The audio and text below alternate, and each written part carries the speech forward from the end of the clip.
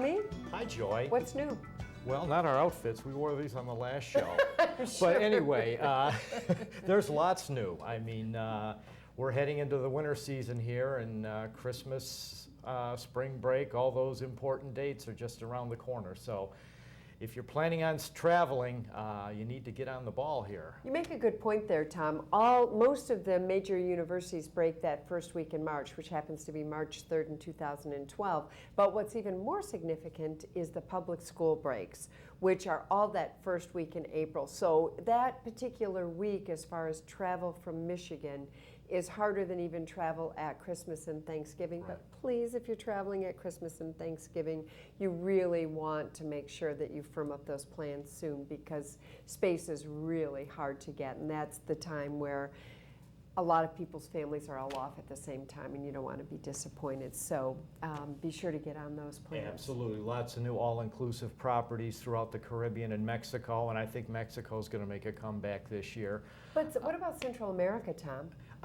Costa Rica is, like we said a few shows ago, just getting more and more popular. And but the Rio Guanacaste is under construction. We should let people know about that now. A because hotel that we were at twice last year and just loved it. And the setting is beautiful. Unfortunately, or fortunately, depending how you look at it, they're building another hotel, their Palace brand, right adjacent to it. So there's going to be another 400 rooms in this nice little bay there where they're located. But there are lots of great hotels in Costa Rica, all different kinds, shapes, and sizes. So, and that destination you need to seek professional help in, because that Costa Rica is very interesting. It's cheaper to have a car and driver than to rent a car. Right. It's very safe. Belize as well, and Jo Voelpel is going to be doing an interview in the future about Guatemala. So all of Central America, Panama. Surprisingly enough, Tom, is getting very popular with all-inclusives, and also getting very popular with retirees. So that's kind of the new travel news. One of the newest destinations that I've been selling more of this year than I have in any previous years is Antarctica. Well, a lot of well-traveled people have been to every continent except Antarctica, and you know, we're part of that club too. So I think it's on everyone's list, especially well-traveled people. Yeah, and it happens to be, oddly enough, Tom, one of the most repeated destinations of a lot of my well-traveled clients. So it's one of those spots they really like. The Galapagos seem really popular this year too, and I was just speaking to Steve and Pam Vlahakis. Yeah. They actually are going on a 19-passenger yacht for 7 days to the small island. So those are the kinds of things that you have access to when you've got a great travel agency community like we do in this community as well. I wanted to talk a little bit about destination weddings and bring people a little bit up to date. There are a couple that we've gotten great feedback on recently that I thought I'd share with everyone. The Jade Now, my brides and grooms are just raving about. I just did one at Dreams in Cabo San Lucas. And there's some specials with these destination weddings where you get one free night for every 5 rooms booked. So if you really are having a decent size offshore wedding, you can actually get your room for free. There are a lot of great ways to do destination weddings, and in a lot of cases it's cheaper than staying home. So. Yeah. And I just wanted people to start thinking in terms of holiday giving too. Because this is the time of the year that you start to think about, gosh, what could I do that would really be special for someone? And travel is that way, whether it's a train in one night in Chicago, or whether you're going to give them a trip certificate to do a 19-passenger cruise to the Galapagos. The gift of travel always works. For me too. Yeah, so, exactly. That's why I said, even being in the travel business, I always say to my clients when they buy a trip for somebody special that even though I'm in the travel business, it's the thing I would crave to do and the like most. you say, it could be a short weekend somewhere or a big trip, just the change of scenery. It makes all the difference in the world. Yeah. And like Mary Jo and I were talking about, I mean, travel just changes you, and it's like a drug. Once you do it, it's like you can't stop. It's just like I always want to say to people, here, try this, you know, and they're like, oh, I'm hooked, you know, that kind of thing. So it's Joy the Travel Pusher. That's my name. So, and I'm proud of it, you know, because everybody who's ever taken a trip that they were reluctant to do, which is the purpose of the show. all we really want to say to everybody is it's just one of the things as Americans that we're so lucky to be able to do. So let's go on to the next part of our show, Tom. We've got some great interviews and some details coming up, so stay tuned. We'll be back with that right after this. The leaves are changing color, the weather's getting colder, and the days are getting shorter. It's fall, and my favorite thing to do at fall is to go to a cider mill.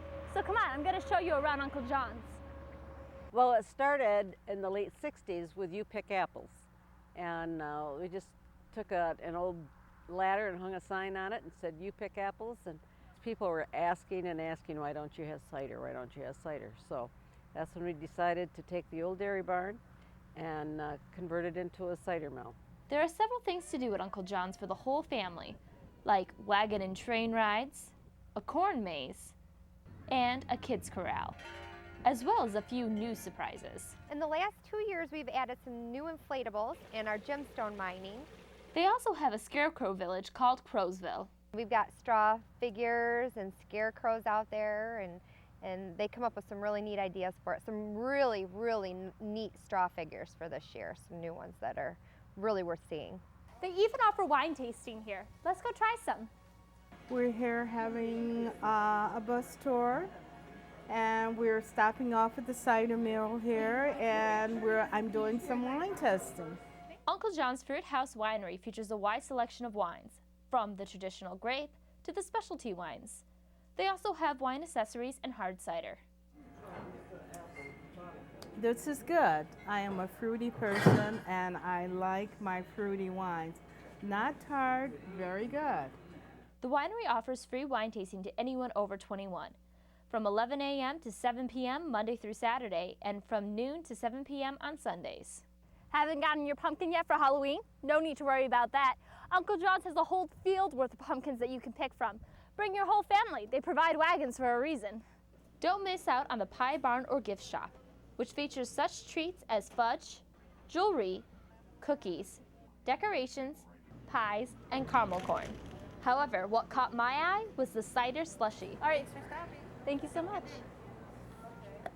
This is delicious. Of course, Uncle John's also has your traditional apples, caramel apples, cider, and donuts to buy as well. It's just a real family, a place to bring your family. It's so wholesome and it's fun and inexpensive. Uncle John's Cider Mill is open from 9 a.m. to 8 p.m. every day. Stop in and see why when people think of fall, they think of Uncle John's. Every year. Every year. Every year. I'm very excited and appreciate you taking your time out to come and talk on our show, Mary Jo, because I know you're still teaching at MSU, you have your own practice. Mary Jo Voelpel is a physician. She graduated from Michigan State University's College of Osteopathic Medicine, which many people in our community know is the largest medical college for osteopathic medicine in the country. Her specialty is hematology and oncology.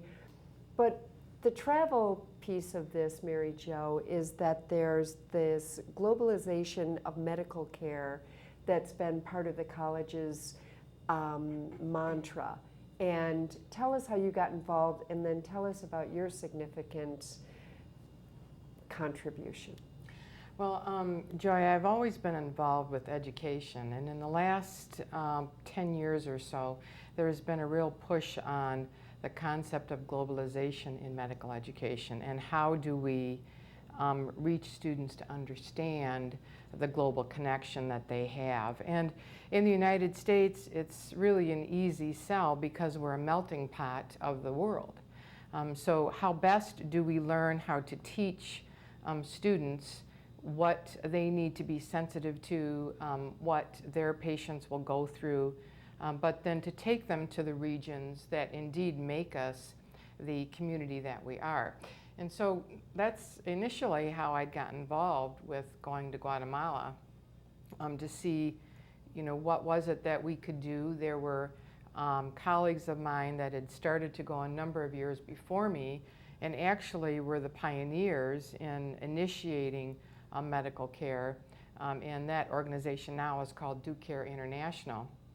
And I'm not so sure if I had gone with them on one of the first trips, I would have continued, because it sounded as though it was a little bit dangerous. And we get comfortable in the United States with our lifestyle, and we assume that everybody has the same comforts that we do. And it was really an eye-opener. So this was significant to you on many levels, right? So Oh, when did you first start going to Guatemala?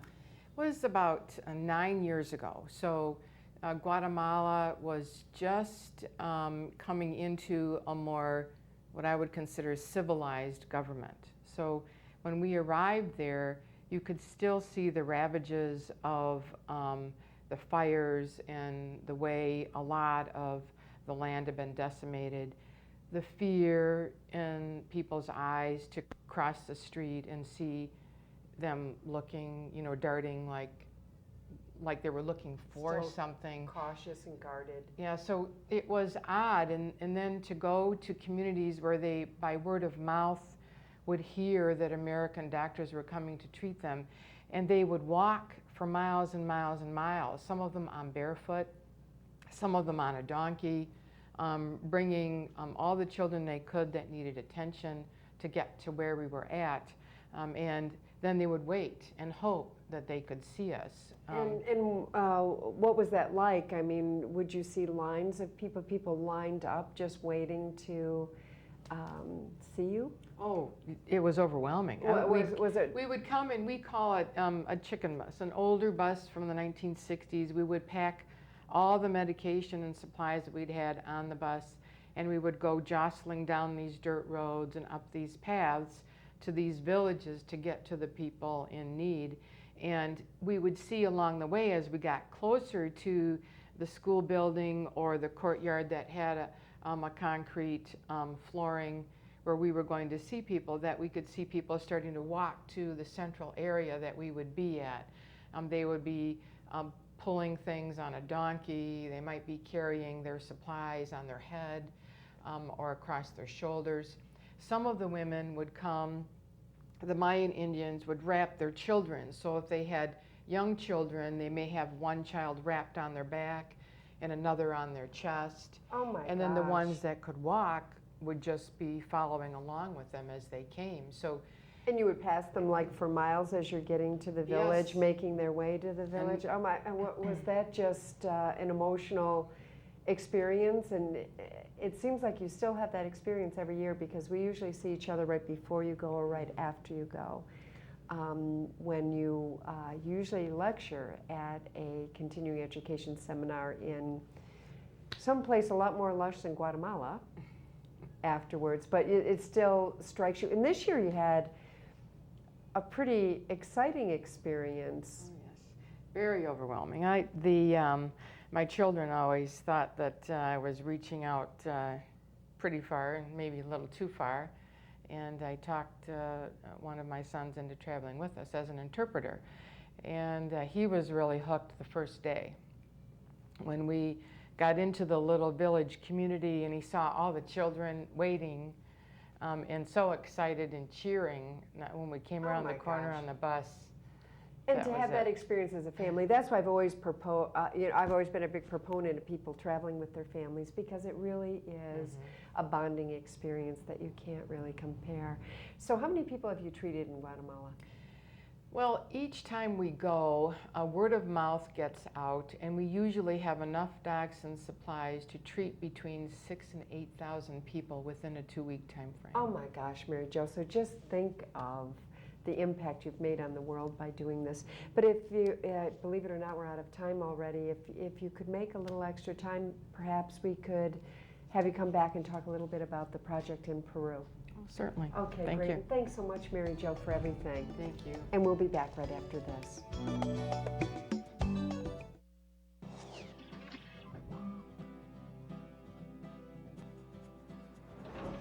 If you haven't donated blood before, or it's been a long time since you have donated, please come out. 97% of us will either need blood or know someone who needs blood in our lifetimes. That's almost all of us. Plus, blood is used for premature infants, patients battling cancer, people with sickle cell anemia, as well as many others. Did you know that less than 5% of the eligible population, meaning those that would be good candidates to donate blood, actually do? That's about 95% of people who could donate that aren't doing it. You never know when you or someone you love will need blood. Blood is perishable and only has a shelf life of 42 days. You can donate every 56 days, 6 times a year. Please come out and donate and give the gift of life.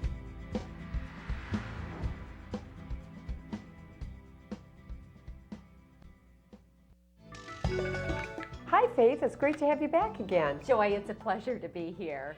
We have Faith Sutkes from Royal Caribbean Cruise Line on, and I know everyone really appreciates the information because cruising has become very complex, and there are so many options that I think what's really been great for the travel agent, because people really do need to get advice. They do. And Royal Caribbean's been really good to the travel agent because you've recognized that you want and need our help. We counseling absolutely your do. customers. You're an amazing Because how many asset. ships do you have? We have over 23 ships. So you have 23 ships that range in size from under 700 to 6,000. There you go. So, I mean, there is, which one's the best? It depends on your taste. Absolutely. But the one, of course, that appeals to me personally is the Azamara line. And that one's very special, and I think people don't realize the value of that ship. So can we talk about that? I would love to. Royal Caribbean has 3 brands under the Royal Caribbean International brand. We have Celebrity, the Royal Caribbean ships, and then the Azamara Club. And the Azamara Club is made up of 2 boutique little jewel box ships, the Azamara Club line. And when I like to describe, when somebody says, can you give me an idea how luxurious it is, I like to liken it to Mercedes. You have the entry-level Mercedes, that's the the E-Series that comes in about $25,000, all the way up to the Maybach, which is a 6-figure vehicle. The Azamara Club experience falls in the 500 Mercedes class experience, if you will. We call it an upmarket experience for more adult and not children experience.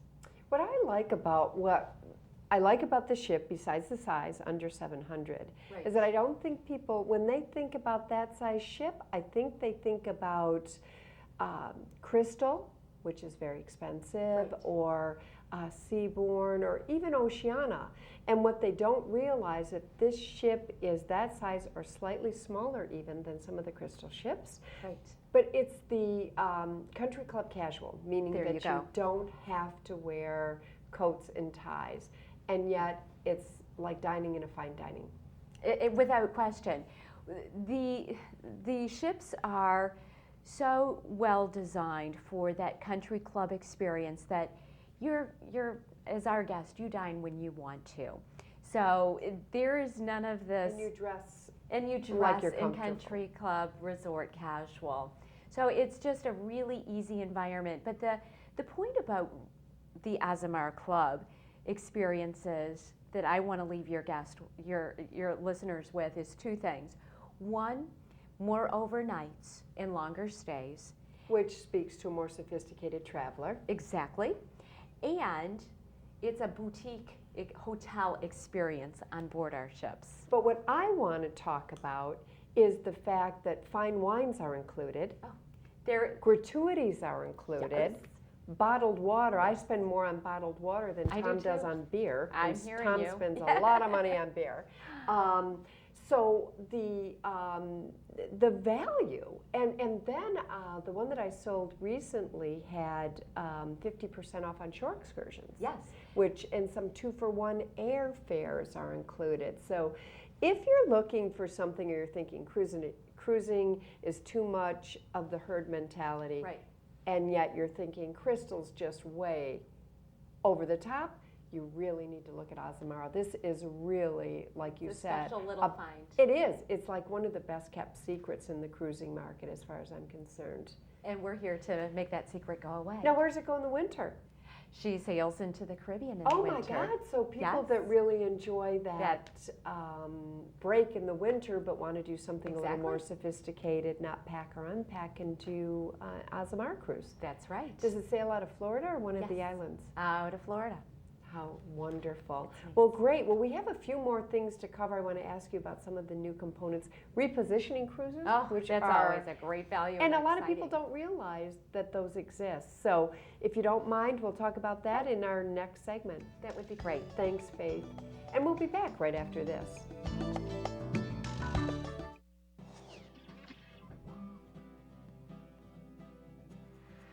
Okay, the blood drive is in a few days. Here's what you need to do to prepare your body for the best donation experience possible. Start stocking up on iron-rich foods like green leafy vegetables, lean meats, nuts, and berries. Here's a list of iron-rich foods that you can eat.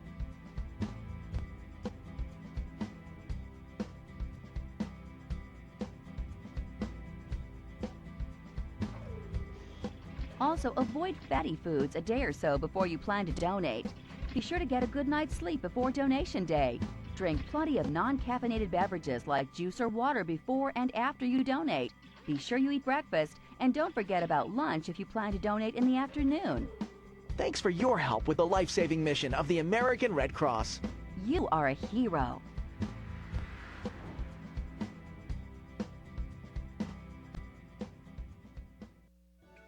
Shore excursions, I think, is one of the most exciting parts about taking a cruise adventure, because you're in so many different ports of call and so many different experiences at each port of call that shore excursions really enhance that experience in a very safe environment. My tip today, when you're thinking about taking shore excursions, your travel agent will guide you through all the options and resources. Royal Caribbean has all of our shore excursions available online for you to view and even see sample videos of what that shore excursion holds. There's another tip. You can pre-book your shore excursion and save a lot of hassle and have everything planned before you step foot onto ship. 4 days before your cruise is the cutoff, but think about pre-planning that shore excursion. It will really add to the essence of what your vacation will be like.